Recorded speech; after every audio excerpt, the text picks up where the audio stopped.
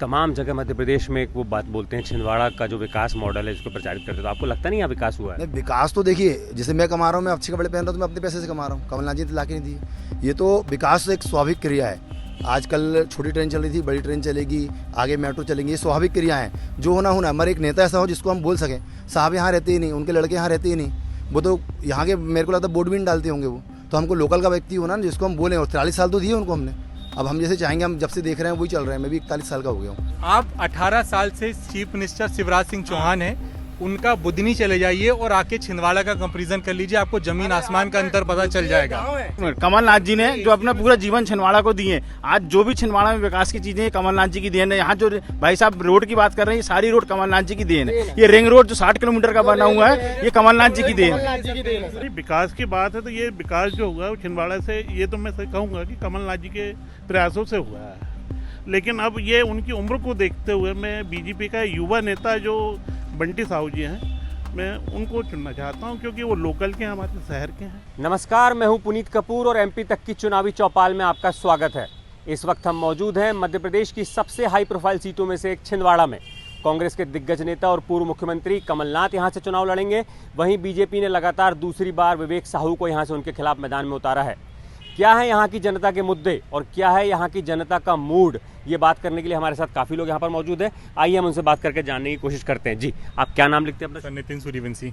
क्या मुद्दे हैं सर छिंदवाड़ा के? सर बेसिक मुद्दे डेवलपमेंट के हैं छिंदवाड़ा में। जिस तरीके से छिंदवाड़ा में जो प्रोजेक्ट आए थे पिछले 15 महीने की कांग्रेस की सरकार में, वो प्रोजेक्ट सारे के सारे रुके हुए हैं। जैसे हॉस्पिटल जहाँ की तहाँ वहाँ रुका हुआ है। यूनिवर्सिटी कोई सैंक्शन नहीं आया उसके आगे। बेसिक मुद्दे ये हैं, जो डेवलपमेंट छिंदवाड़ा में आए थे वो क्यों रोके गए, इसका जवाब तो बीजेपी के नेताओं को, बीजेपी की सरकार को देना पड़ेगा।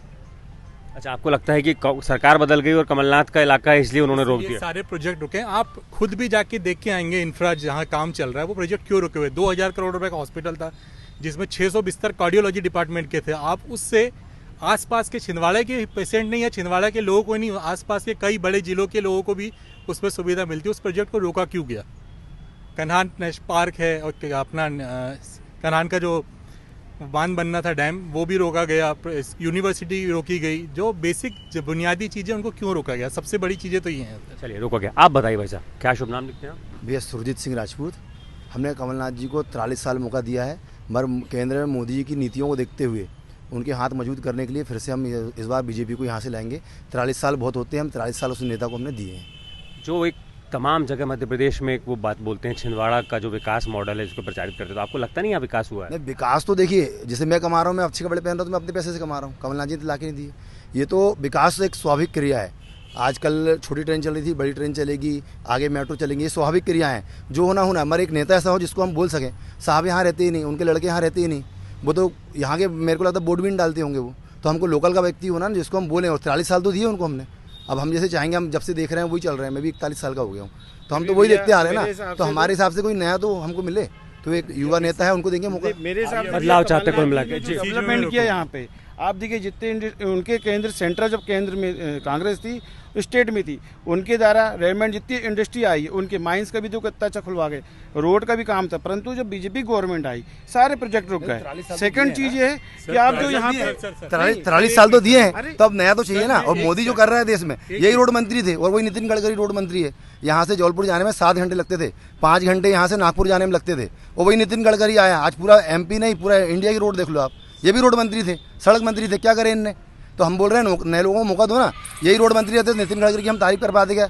आज नितिन गडकरी ने पूरे देश में काम करके दिखाया है। गडकरी जी की तारीफ बीजेपी से होने के बाद भी, और कांग्रेस का भी आदमी उनकी पसंद। भारतीय जनता पार्टी के अंदर एक विजन वाले नेता है। यही मंत्री तो कमलनाथ जी थे। सड़कें उनके समय में भी बनी लगते थे जौलपुर जाने में। पूरे मध्य प्रदेश का सबसे बड़ा रोड बनी, ऐसा नहीं बनी। मध्य प्रदेश का सबसे बड़ा रिंग रोड छिंदवाड़ा। चलिए हम कुछ और लोगों से बात करते हैं। जी, मैं आऊँगा, लौट कराऊंगा। जी, आप 18 साल से चीफ मिनिस्टर शिवराज सिंह चौहान हैं, उनका बुधनी चले जाइए और आके छिंदवाड़ा का कंपैरिजन कर लीजिए, आपको जमीन आसमान का अंतर पता चल जाएगा। ठीक है, मैं आऊंगा मैं आऊंगा जी, भ्रष्टाचार हुआ बिल्कुल मैं आऊंगा, मैं लौट कर आता हूँ, मैं और भी लोग हैं, मैं वापस लौट के आऊंगा, समय है हमारे पास, समय है जी जी। हमारे राजा भाई ने एक बात बोले कि कमलनाथ जी यहाँ के नहीं है, उनका बेटा यहाँ का नहीं है। ये भूल गए कि कमलनाथ जी की वोट भी यहीं डालते हैं, यहाँ रहते हैं। काम धंधे के लिए लोग बाग गांव से शहर जाते हैं, वो यदि अपनी जगह रह के विकास कर रहे हैं छिंदवाड़ा का, ये बहुत बड़ी बात है। 47 साल जो हमने दिए हैं, और कमलनाथ जी ने जो अपना जीवन, एक मिनट, कमलनाथ जी ने जो अपना पूरा जीवन छिंदवाड़ा को दिए, आज जो भी छिंदवाड़ा में विकास की चीजें कमलनाथ जी की देन है। यहाँ जो भाई साहब रोड की बात कर रहे हैं, ये सारी रोड कमलनाथ जी की देन है। ये रिंग रोड जो 60 किलोमीटर का बना हुआ है, ये कमलनाथ जी की देन है। हाँ, यहाँ पर लेकिन जो फंड वापस करी है बीजेपी सरकार ने, इसके लिए बीजेपी को कभी माफ नहीं करेगी छिंदवाड़ा, और न छिंदवाड़ा की जनता इस बार धूल चढ़ा के रहेगी। चलिए, कुछ लोग पीछे ग्रामीण अंचल से भी मुझे लगता है जी, मैं आपके पास भी आऊंगा, बताइए जी, किस पार्टी को कोई पार्टी पसंद है आपको? जी सर। कौन सी पार्टी पसंद है? कांग्रेस पसंद है? कांग्रेस पसंद है। भाई साहब एक मिनट रुक जाइए, कुछ और लोग जी। खेती करता हूँ, मेरे पास खेती की पर्याप्त जमीन है। उसके बाद किसानों का साथ जो बहुत बड़ा छलावा कमलनाथ जी ने किया है, 2 लाख रुपए का कर्जा माफी की घोषणा करने के बाद आज 4 साल 4.5 साल हो चुके हैं, पूरे 5 साल पूरे होने जा रहे हैं। घोषणा करने के बाद एक किसान का कर्जा माफ नहीं हुआ। पूरे किसान आज इनसे निराश है और पूरे इनके खिलाफ में वोट करने। कमलनाथ तो ये कहते हैं कि उनकी सरकार बड़े कम समय के लिए रही, अदरवाइज वो पूरा करते। दिन में इन्होंने कर्जा माफी की घोषणा की थी, फिर अलग अलग नियम कानून बनाए कि 50,000 करेंगे, फिर 50,000 रुपए करेंगे, फिर 1 लाख करेंगे, अलग अलग योग्यता बनाई। उसमें आज तक कोई भी किसान अब पीढ़ी तो जाके पूछ ले, मैं खुद किसान हूँ, मेरा ऊपर कर्जा है 2 लाख रुपए का, आज तक कोई कर्जा माफ नहीं हुआ। ऐसे करोड़ों किसान यहाँ छिंदवाड़ा जिले के और पूरे प्रदेश भर के हैं जिनके कोई कर्जा माफ नहीं हुए, सिर्फ गुमराह कर रहे हैं। चलिए, कुछ लोगों का कर्जा माफ नहीं हुआ, मैं आऊंगा लौट के, मैं आऊंगा आपके पास भी आऊंगा, कुछ महिलाएं भी हमारे साथ में। जी मैम बताइए, क्या है यहाँ के मुद्दे? तमाम लोगों की आप बातचीत भी सुन रही हैं, तो मुद्दे क्या है यहाँ पर चुनाव में? चुनाव के मुद्दे वही बिजली पानी सड़क के अलावा तो जनरली तो यही रहता है। पर स्वास्थ्य की दृष्टि से तो जैसे आयुष्मान कार्ड की जो घोषणा की है, तो वो कुछ लोगों के लिए तो बहुत अच्छा है, पर जो लोग मध्यम वर्गीय और उनके लिए भी आयुष्मान कार्ड जो लागू नहीं है, उन्हें भी आयुष्मान कार्ड की सुविधा मिलना चाहिए। और जो अच्छे लोग भी हैं उनके लिए भी कुछ परसेंटेज तय होना चाहिए कि उनको भी आयुष्मान का कार्ड का लाभ मिले।